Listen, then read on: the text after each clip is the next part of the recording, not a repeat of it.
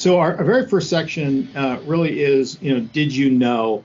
And these are typically two or three tips that we want to share with you that I think are really important. One is, the first thing you want to think about is if you're ever reviewing titles and you're doing stuff for like event marketing, right? Anytime you're sending out really good emails, every time you're, putting stuff together on a marketing standpoint. One of the most interesting links to ever actually click on is the AM Institute, American Marketing Institute headline analyzer. And actually, Andres will be putting that into the actual chat window for you to take a look at it. But the reason why you want to use this is there's this thing called emotional marketing value words that are just, that's what people, it gets people to click, right? Anytime you're creating any type of title for anything, click on that link, go to the headline analyzer, you paste the title in there, and you submit, and it gives you an analysis. And what you really want to be is between 30 and 50, 30 and 40 is like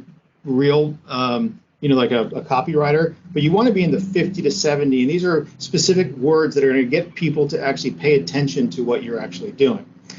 Next, on the did you know, is the thing called send personally. So I did an exercise, and I know I probably got a few of you mad at me today or this week. I sent you out a one invitation that had everybody on it, right? But nobody likes that, right? So I canceled it, and then I sent each one of you an individual invitation to this call.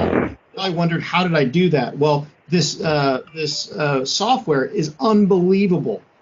Click on this. We'll put the link actually inside of the thing for $24. Okay, in perpetuity. Okay, and for $24, it gives you two things. It basically allows you to send a meeting invitation to a group of people individually, so that you don't show everyone's email addresses out there, right? But it also allows you to do instead of doing mail merge, when you're trying to send to 150 or 200, different people. With mail merge, you can't attach anything to a mail merge, right? But now with this send personally application, it's just an Outlook plugin. It's unbelievable.